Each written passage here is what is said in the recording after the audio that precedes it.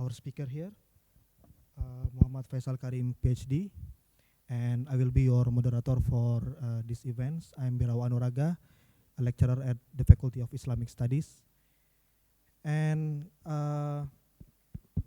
as moderator, I think I need to introduce our speaker, and I believe that all of you have known him already because he's a prolific scholar, especially in international relations, and he got his PhD from Warwick University, and he got his master from Nottingham. And actually, I wanted to mention his publications, but when I check his Google Scholar, actually in 2023 alone, he published I think 10 publications. So I don't think I should mention his publication one by one. And one of his publications is his recently published book by Routledge. It is titled Indonesia's Global Diplomatic, Indonesia's Regional and Global Engagement. What's that? Role theory. Role theory and state transformation in foreign policy. So basically, he will discuss about the dynamics of foreign policies of Indonesia from the SBY's regime to Jokowi's regime. And I think this topic is really relevant today because we heard many events that are related to that must involve our foreign policy. For instance, the Palestine and Israel conflict. I think to some extent he will cover on that part as well. And indeed, our very own university is part of this foreign policy of, I think, of the Jokowi's regime. So I think he will discuss a lot on the dynamics and the factors shaping the foreign policy of Indonesia. And without further ado, I think I will give Pak Faisal Karim's time to discuss his book. How long should he present? 30 minutes or 30 minutes? And I think we are going to have about 30 minutes for question and answer. Okay, Pak Faisal, time is yours. Thank you so much, Pak Aga. Assalamualaikum warahmatullahi wabarakatuh. First of all, I would like to thank you all for having me today. It's such a great honor for me to present. Just recently published book. It is published around July 2023, so it's not yet launched officially, basically, but thankfully I have a time and also opportunity to share with you what is actually the book is all about. Can you all see the screen? Okay, next. So basically, this book at the beginning is intended to focus more on theory. So it's not really a policy book. It's not really a contemporary book. The way how I wrote it at the beginning is basically try to focus more on the conceptual discussion, right? That is the very first idea that I have come in mind, because as a junior scholars back then, we thought that we want to create a book that is long-lasting, right? You don't want to create a book within 4 to 5 years down the road. Nobody care about the book already. So that is the very idea. I want to have a book that are really into a conceptual discussion, focusing on the debates within the literature. But it turns out that kind of book is really difficult to pitch, right? Unless you have a good network. That is the reason why, as a PhD student or master student, go to conference, know a lot of editors, yeah, and then showcase that why your book or whatever research that you're doing is matters for a broader audience. But nevertheless, I went to Oxford University Press, and they told me that, well, this is a good book, you know the rest, right? However, it seems that this kind of book is not ready for our audience. Meaning, basically, no one reads this kind of a book. Why? It turns out that Oxford, Cambridge, they think that few Indonesians basically buy books. That's a really difficult, reality. Yeah, is a very sad reality because again, sometimes a publisher they focus more also on the audience as well as the buyers of the books. That's the publisher, even though it's a academic publisher. Anyway, so I went to a lot of academic press, and then same story. Basically, they don't really think that this book, despite it's being great for them, right, it's not really fit with their audience. But it turns out one of the publisher, with a series of international relations in Southeast Asia, they loved it. Oh, ano, padikan. They loved it, and then they told me that if only you can rewrite it in a way that focus more on Indonesia, we can publish it, right? So at the beginning, it is focusing on a big questions, big puzzle, focusing on the debate. Turns out to be, the book that hopefully lasts for 10 years, but probably less than that. Probably, it's like a 5 or 7 years down the road. But here we are. The book, basically, you can see the title, the subtitle called "Role Theory and State Transformation in Foreign Policy." This is basically the debate that I want to focusing on at the beginning. But now, instead of being the first or the main debate that I'm engaging in, it becomes only a subsection. So instead of addressing a big debate, the book becomes more focusing on Indonesia, regional, and the global engagement. So there are 8 chapters in it. At the beginning, it is more heavy toward theory, but in a printed press, and the printed version, it is more into empirical issues. But I really want to focus on the theory itself in this discussion. So basically, the book discusses more about, the very first puzzle that address or motivate, this research is basically how to count for the behavior of the so-called non-Western middle powers.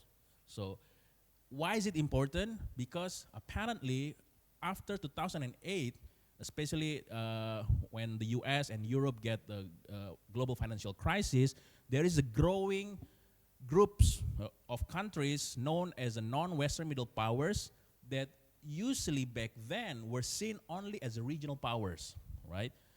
And the way how the behavior of these powers usually confined within the regional level. A lot of theories already created, a lot of conceptual notions have been addressed to explain these regional powers.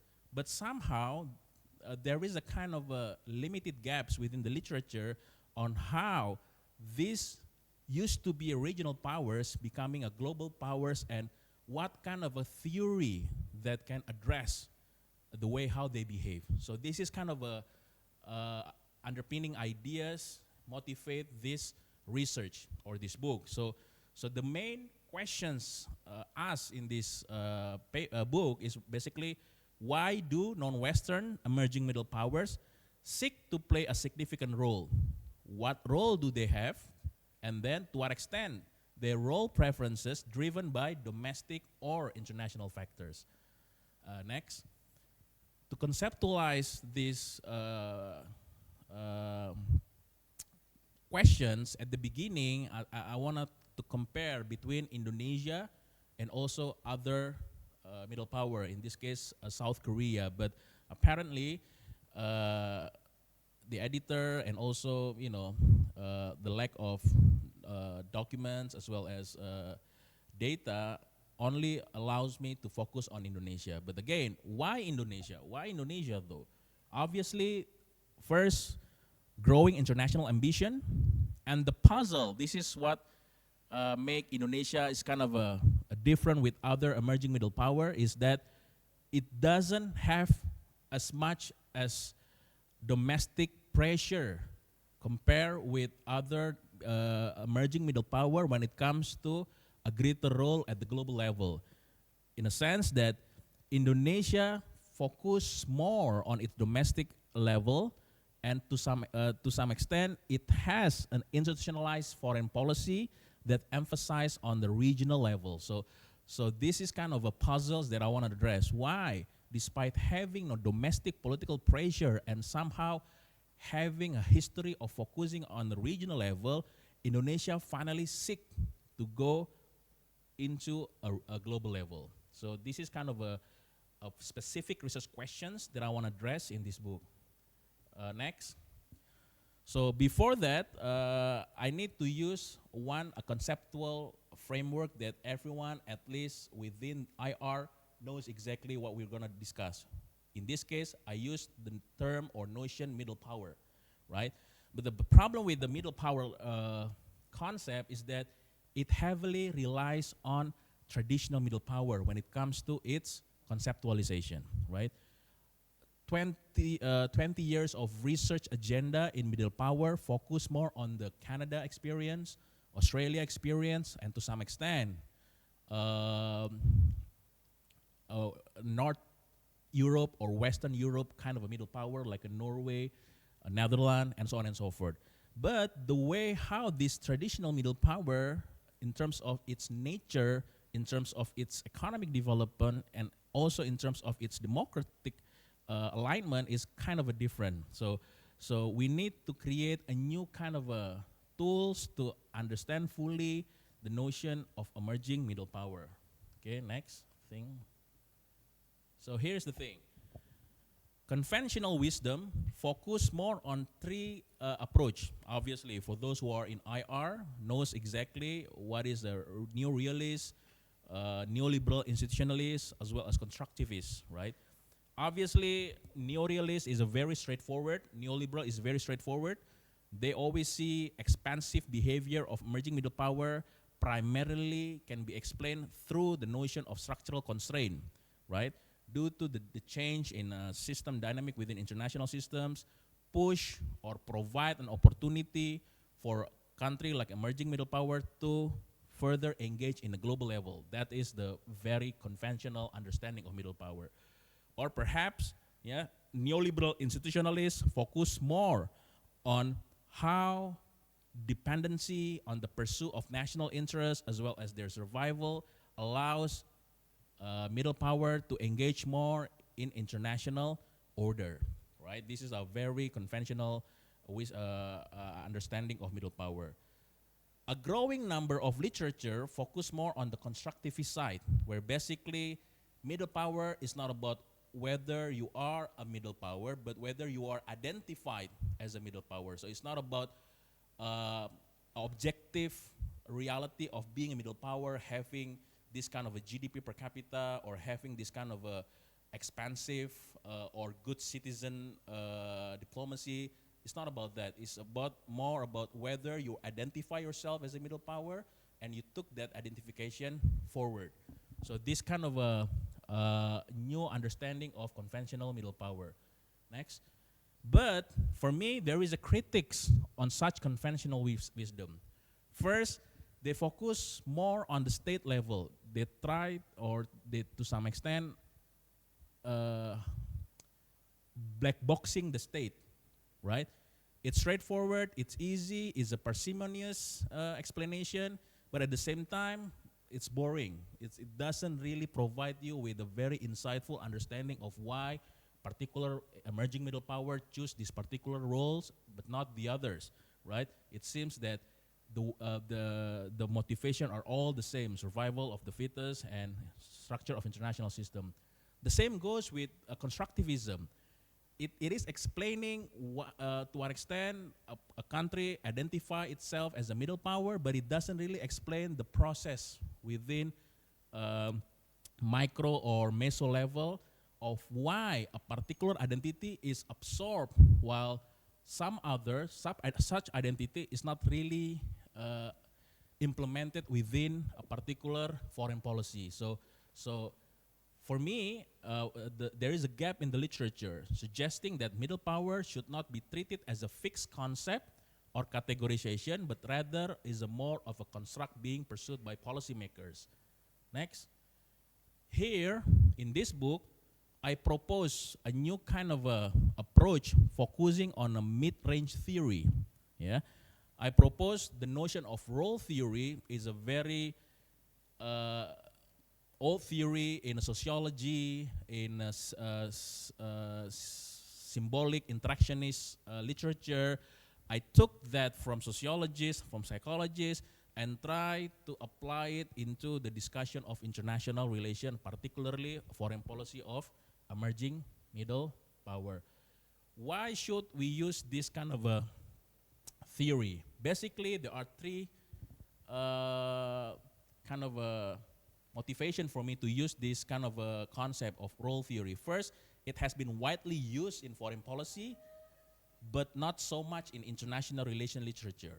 Secondly, the notions of role conception allows us, as an IR scholars, to engage as well with the mid-range theory, such as biographical narrative, if you heard about this concept, by Jennifer Mitson, yeah, ontological security, yeah, state transformation. So there are growing numbers of concepts within the last 10 years, yeah, focusing on explaining the behavior of the state, but it's not really explaining particularly middle power. It's explaining in general terms a state behavior.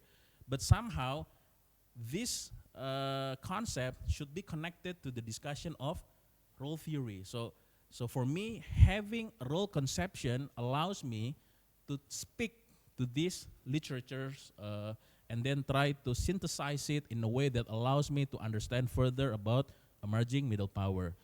Doing so, at least the third aspect is basically capturing both the agential and structural levels of analysis in understanding emerging middle powers. Next. So here's the arguments in brief.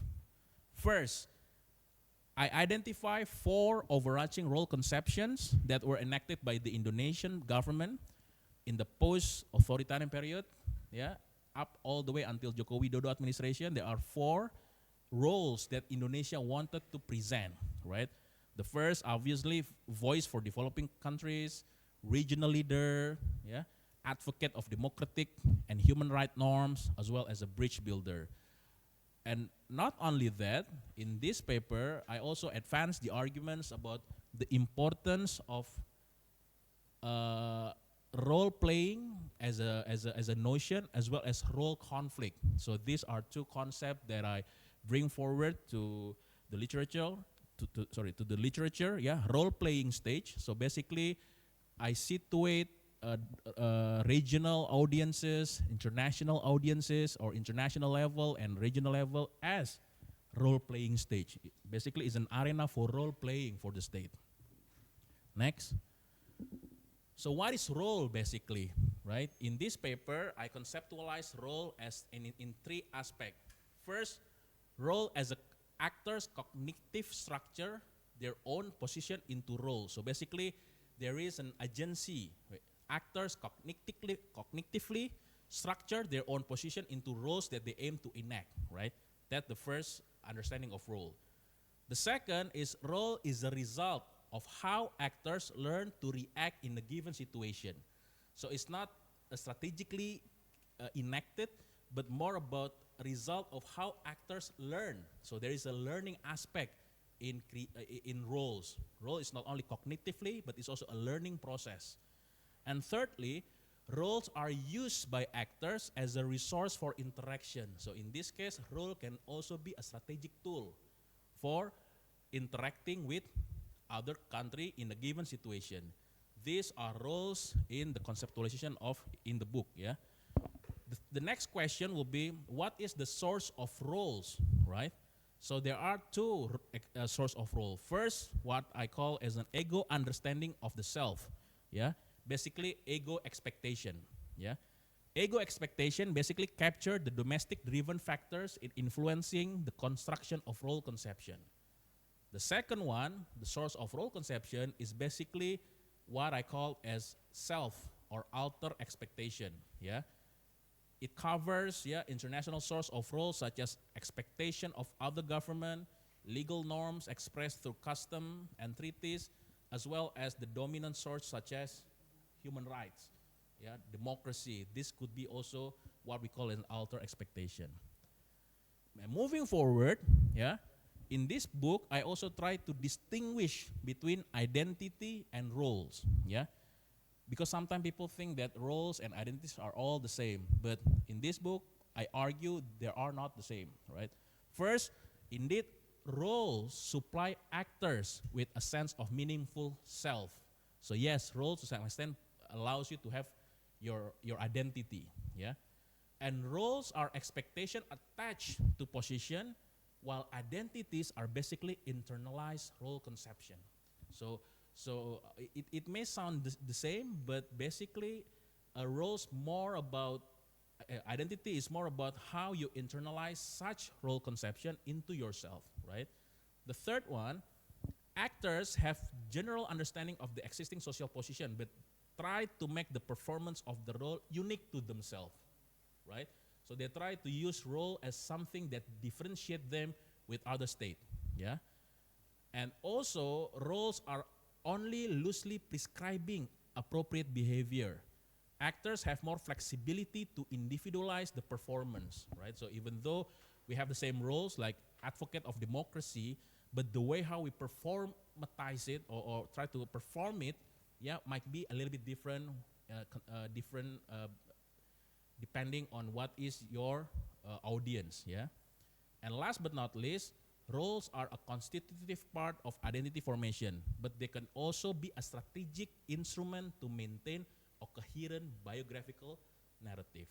So these are probably the abstract or conceptual abstractions of roles and identity that I want to discuss in this book. Last but not least, probably conceptualizing role conflict. So in enacting roles, you will definitely face what I call as a role conflict. So what is role conflict? When role conflict appear, right? For definition, role expectation from others are vague or inconsistent. There is a lack of resource to fill the role. State face diverging norms and expectation. So they have norms and they have expectation, and somehow they diverge, and then it creates role conflict. And last but not least, there is an incompatibility between the interests of the state and its external expectation in international relation. Next, so I won't bother you with this this slide. Basically, the slide discuss about how different audiences creates conflict in role enactment. Next, and there is also stage and outcomes of role conflict. So there is a role conflict when it's still in the first stage, and there is a second stage role conflict, and so on and so forth. I'm not going to go into detail. Probably next slide. So that kind of a discussion of roles and identity and role conflict, I try to implement it in 4 case study. Why 4 case studies? Because these 4 case studies basically showcase 2 levels of audiences, regional and international audiences, and in 2 issue, democracy and human rights issue, as well as economic cooperation and trade. I choose 4 platforms here. In terms of global and in issue of human rights, I focus on UN Human Rights Council. When it comes to issue of trade, but it's in the global level, I focus on WTO. At the regional level, when it comes to democracy, I focus on ASEAN, Bali Democracy Forum, while in economic and cooperation and trade, I focus on AAC, ASEAN Economic Community, and also RCEP. So it's also a lot of cases in order to illustrate the conceptualization of roles and identity as well as role conflict. Next. My finding is that, probably I'm not going to go into detail about the book. So basically, in terms of Indonesia and human rights governance, at the regional level, the role has been mobilized. The role of regional leader has been mobilized, But at the global level, the role of advocate of democracy has not been fully enacted, particularly in regard to Indonesia involvement in Human Rights Council. So I find that even though you have the same role, which is advocate of democracy, but the way how you enact the role at the regional and global level is completely different, right? I try to elucidate it in the book, how Indonesia, in the case of Myanmar, for instance, in a regional level, it seems to be a staunch proponent of Western liberal approach on democracy, but in the UN Human Rights Council, somehow such agenda of Western liberal democracy is somehow vanished in the way how Indonesia enact its role. The same also in the role of bridge builder is heavily enacted in both level, regional and global level, but the tone and rhetoric are all different. Yeah. In regard to global human rights governance, arguably Indonesia seems to act as a voice for developing countries by challenging Western criticism. So it's kind of difficult how in the regional level Indonesia try to emulate Western norms, yeah, try to be kind of a norm entrepreneur in the region, but at the global level, such norm entrepreneurial seems to vanish and focus more on the global South agenda. Next, in terms of trade governance, it's also has a very interesting finding. Yeah, Indonesia attempt to enact role of advocate of trade liberalization, but somehow there is a pushback from the domestic audiences. As a result, at the regional level, Indonesia is reluctant to lead the regional economic integration. So usually it's Singapore, it's Malaysia, Indonesia kind of sitting in the fence, yeah, following what Singapore and Malaysia has done for increasing regional economic integration. However, Indonesia role as a voice for developing countries is the main feature of its role at the global level, especially in WTO. Next. So, what is the implication for this policy implication, so to speak, on Indonesia engagement in regional and global governance? This book offers four. Yeah? First, Indonesia engagement in strengthening democracy and human rights will always be constrained because this kind of a role conflict happening at the regional and the global level. Secondly, Indonesia's engagement in the global human rights mechanism, particularly in Human Rights Council, is likely to continue its ambivalent approach in regard to strengthening and promoting human rights. Third, Indonesia engagement in AAC, ASEAN Economic Community, will continue to be legitimized through Indonesia role conception as a regional leader. So it's not so much that Indonesia believe in the trade liberalization or regional integration, is particularly because it has a role to be a regional leader. As a result, it has to push the idea of a growing regional integration. And last but not least, Indonesia engagement in WTO remain characterized by its rhetoric of enhancing trade liberalization and will remain a venue for enacting its role conception as a bridge builder and a voice for developing countries. Next, conclusion. So this book, obviously, hopefully able to make a substantive contribution to different strands of literature, at least first, role theory literatures that I'm interested in, and secondly, Indonesian foreign policy. Yeah, and secondly, I hope that this book able to introduce role theory approach to the study of emerging power. Indeed, there's still a limitation. Obviously, at the beginning, this book attempt to create kind of a new theory or new approach from non-Western IR theory. But it turns out, yeah, I'm still emulating, yeah, Western theory through notion of roles, yeah, identity, and so on. Apparently, it's really difficult task to create kind of a global IR, having your own non-Western IR theory. Yeah, so this is kind of a, I hope that this work will provide more stepping stone, yeah, for IR research in order to able to theorize, yeah, state behavior from the experience of the global South. I think that's all from me. Thank you, Paga. Thank you all. Looking forward for your question and feedback. Thank you.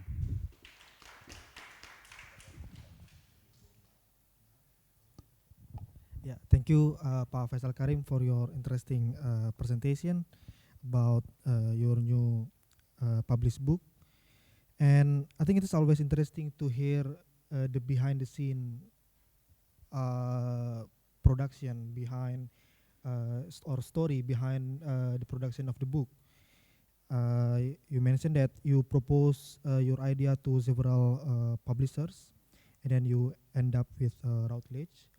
And but personally, I think I'm glad that your book is not only about theory, because as someone trained as an sociologist or anthropologist, I think I think I'm interested in your research data, and I think it is also the benefits of your book, because you could broaden your audience, yeah, beyond IR or politics scholars.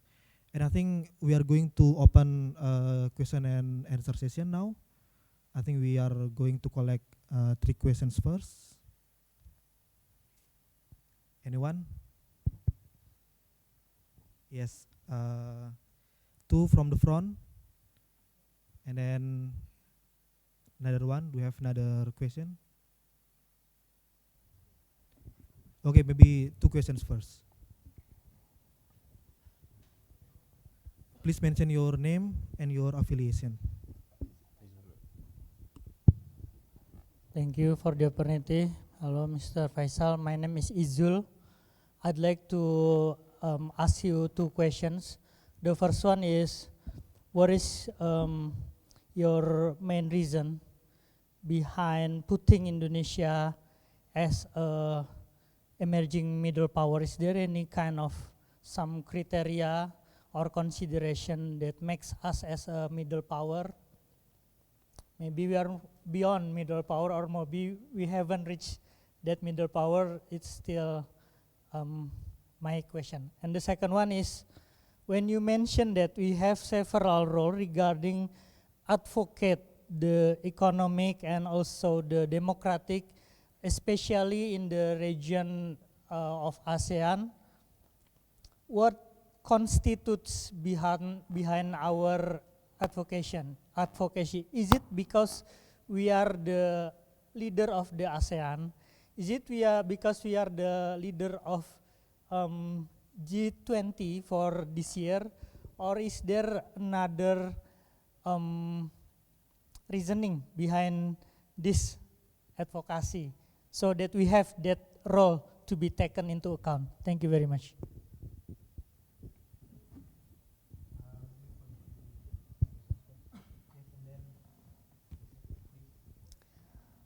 Thank you. My name is Elis Nurhayati. I'm a student at the Master for Public Policy, specializing in climate change. Congratulations on your new book. My questions is, what do you think if we consider Indonesia to have to miss some opportunities to gain more global influence with regard to our position as emerging economy? You said middle power, ya. As you know, in the climate change realm, Indonesia considered as among the biggest emitter of carbon dioxide, greenhouse gas emission. But Indonesia also has the largest still intact forests, rainforests, and oceans that can potentially absorb those GHG. But Indonesia doesn't really live up to the expectation gitu, not raise to the occasion to be a country that can seize the influence. And we know that Indonesia has a good position to play in global south. But I believe it still missed opportunity. Do you think the same way? And second question is about BRIC, the potential for Indonesia to be part of this so-called BRIC stands for Brazil, Russia, India, China alliance. For now, ASEAN is still our main platform, but we all are too familiar that ASEAN is not very powerful. It's more like permusyawarahan among countries, very much rely on consensus. When there is human rights violation by certain country, there is no repercussion or no strong words coming out from ASEAN to condemn that. And in the past, we also lead Asia and Africa Forum, but it is no longer being pursued. Do you think there is still enough role that Indonesia could play, but not reflecting from limited Indonesia's role that it's play? Thank you, Pak.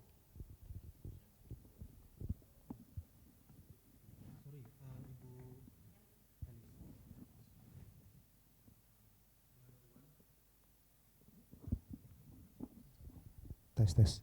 My name is Toris. Thank you, Pak Faisal, for the comprehensive explanation about the emerging middle power.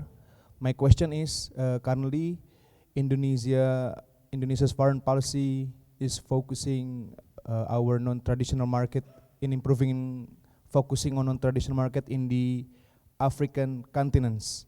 So as a emerging middle power, geopolitically, where is the position of Indonesia in the Africa continents? Meanwhile, in the Africa, there are number of power countries that played a significant role in the Africa continents. Basically, they come from historically, because African colonized by superpower countries. So where is the position Indonesia as an emerging middle power in the non-traditional markets such as Africa continents in terms of the competition of the political economy? Thank you.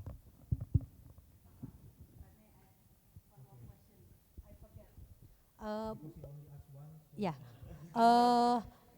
ini Pak, BRI, the Belt Road Initiative, how Indonesia in the geopolitics again position, because both the superpowers right now, US or China, vying for Indonesia's support. How can we capitalize on that competing power, and how we capitalize it into optimum benefit of our country? Makasih. Okay, thank you. Yeah, we have got three persons who asked 6 questions. Question. Did you manage to Yes, I remember? managed to. Okay. Yeah, please, Okay, Professor. it's gonna be a short answer, yeah, for each. Probably we can discuss afterward due to time limit. Pak Izul, what is the main reason for Indonesia to be a middle power? So as I said earlier, probably in the book as well, I define 3 concepts of how a country can be a middle power. First, it's objective assessment. Usually, it's going to focus on GDP, yeah, military, the population, as well as the size of its economy relative to others. Yeah, so in that sense, a lot of countries can be seen as a middle power, right, including Indonesia. But that kind of an objective assessment is not enough. Secondly, you need to act as if you are a middle power. And what is a definition of middle power? Usually focusing on a good international citizenship. To some extent, you provide a a kind of a public goods. Of course, it's not going to be a security guarantee like in the U.S., because U.S., obviously, the reason why it can be seen as a superpower because it provides a guarantee of security, so public goods in that sense. But for middle power, it not specifically needs to have a security guarantee. It could be anything. For instance, Australia provide more, particularly in public goods, in specific issue. So you need to have that kind of international good citizenry. In the case of Indonesia, we have ASEAN as a way to focus more in showing our public goods, right? Regional public goods, yeah. Thirdly, of course, some countries provide a public goods, yeah. Qatar, for instance, to some extent provide a public goods in the Middle East. But thirdly, and this is the most important, is that whether the country identify itself as a middle power. So having said that, this needs to be fulfilled, yeah. The objective assessment, whether it behave like a middle power, and whether the documents shows that they consider themselves a middle power. In 2013, in RPJMN, yeah, as well as in Indonesian foreign policy blueprint, there is a notion of middle power come there. So in that sense, we consider as a middle power. Even before that, just like you said, yeah, we are not middle power. Yeah, we are great country. Yeah, great power, right? We are that obviously, but as a concept, somehow Ministry of Foreign Affairs embracing the notion of middle power. So in that sense, we can argue that Indonesia is a middle power. And secondly, you discuss about advocate of democratic in the region. Yeah, what is the reason? Obviously, the change in our own democratic transition in 1998 allow Indonesia to focus more on being a democratic countries. And under under SBY administration, it has becomes our own identity. This is the polemic.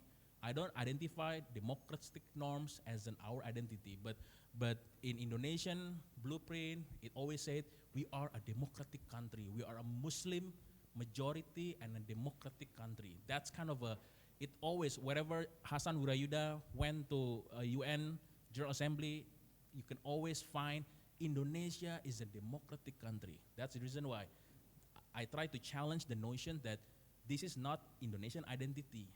It's more Indonesia role conception. That's why in the conceptual framework, I spent like 15 pages to create a differentiation between identity and roles. Even people may not understand the differences, right? People say, oh, I'm a father. Is my role a father, or is my identity as a father? The same goes with the state. Is democratic advocate of democracy is my roles, or is it my identity? So I spent like almost one chapter to discuss that is not the case. In the case of democracy promotion, it is Indonesia role conception. There is a strategy in that. We want to be seen as someone who promote democracy, but we don't really think, or probably we think that, but we don't. I don't think Indonesia is a democratic identity, something like that. But you can read the chapter 4 for that. So that is the second question. Ibu Elis, yeah, I think you're right in terms of climate change. A lot of people, there is an expectation Indonesia can be seen as a middle power or as someone who can do more, right? That is the reason why in 2009, during the G20 in Pittsburgh, somehow Susilo Bambang Yudhoyono said that we're gonna decrease our CO emissions like a half in 2040. But somehow in Paris Agreement in 2016, yeah, Jokowi even said that, at the end of the day, Paris Agreement focus on NDC, Bu, national determined contribution. So everyone can state whatever objective they want, yeah. Some country, they just need to change a little bit, but others, including Indonesia, somehow we pledge in 2060, yeah, we will have a zero emission, even though now it's being revised in 2017, and nobody knows which one, 2070, 2060, or 2050, but nevertheless, it's a very bold statement by Widodo. I don't know who said that or who memisik ya, is the mastermind of this. But nevertheless, it provide more. I think I have a paper coming in regarding this. I think there are three issues, Bu. First is more about how Indonesia try to conceptualize a climate change as a way to get benefit, so material benefit. So that is the first one. The second one, it provide more a guideline for domestic issues. So this is how Indonesia works.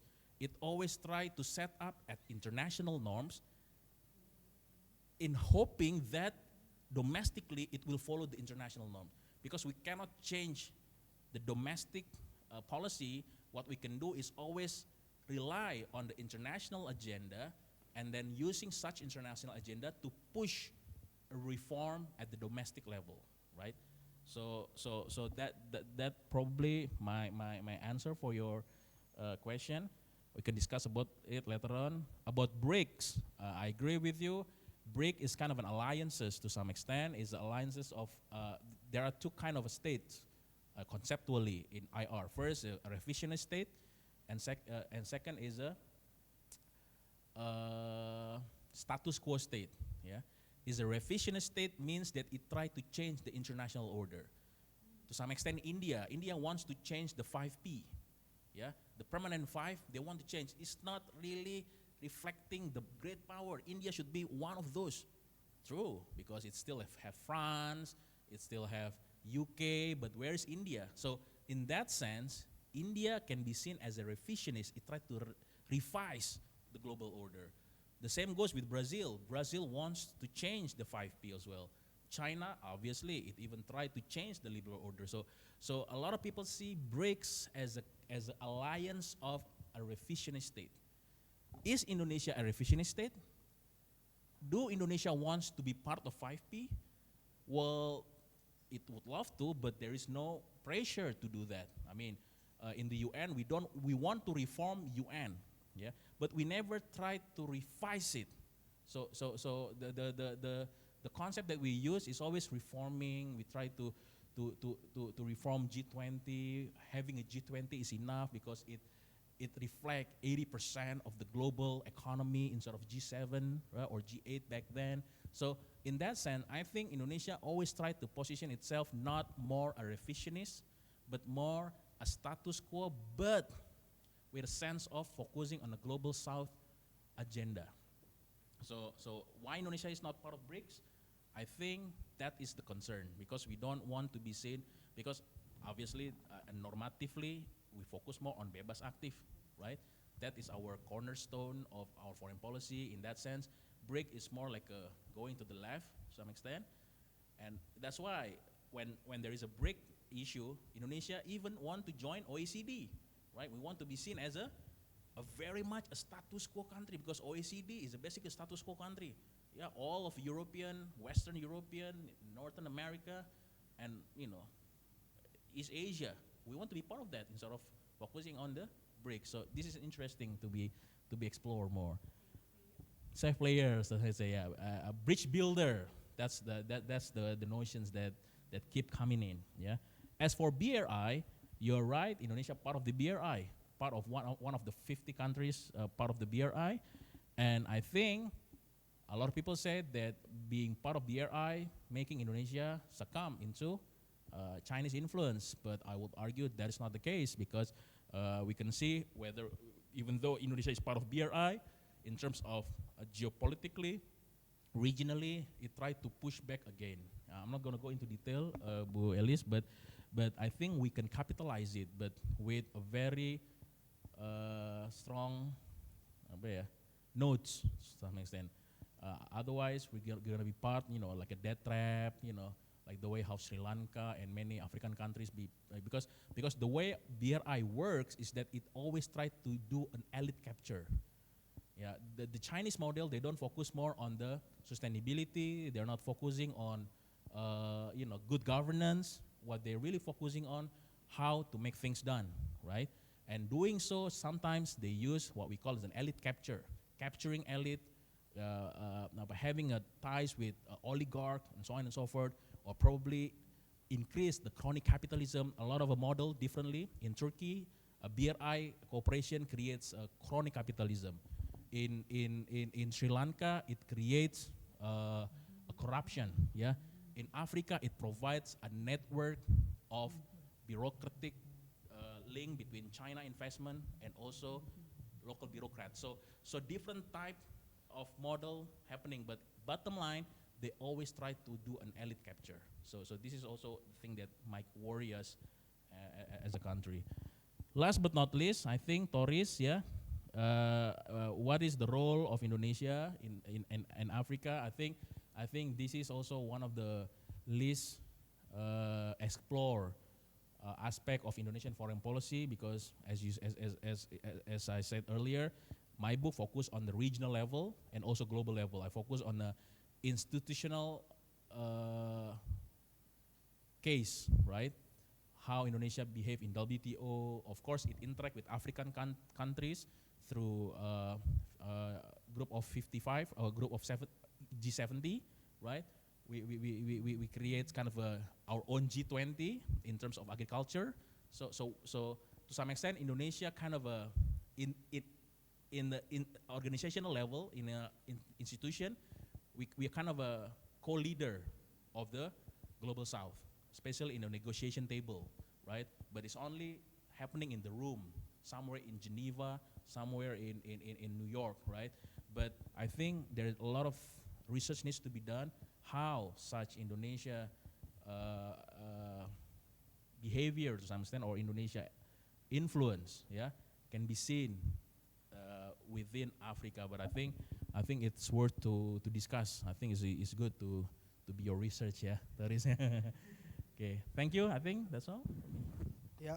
Well, the librarian just told me that we need to stop to keep your curious about the book, so you can just purchase the book by yourself or borrow from the library. Yeah.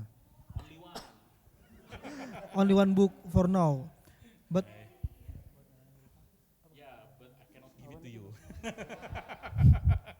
1 year or 2 years after getting good sales. but can we purchase it already? Apa? Can we purchase it already? Yes, you can purchase it already, but it's still 120 pound. Usually, the way how it works is that Routledge sell it to library for a very high price, but after 1 year, they sell it for poor people like us.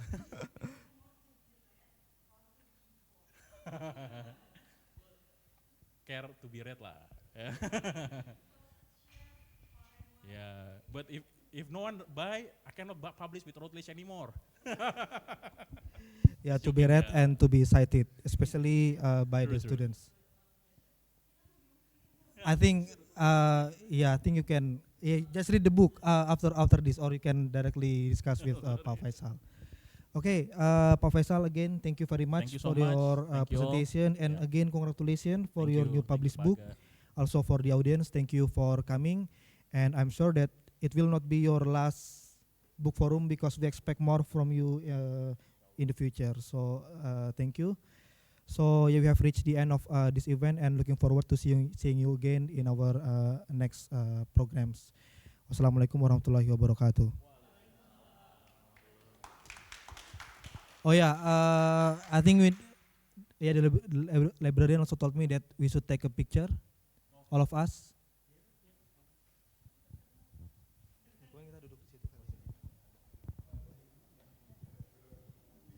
For all the audience, maybe you can come forward for the best picture.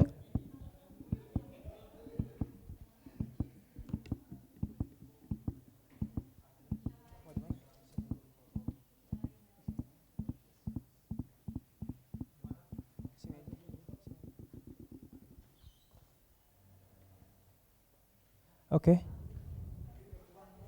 You can come. You can come here for the documentation. Maybe we'll take the picture over here. Just come closer. Come closer.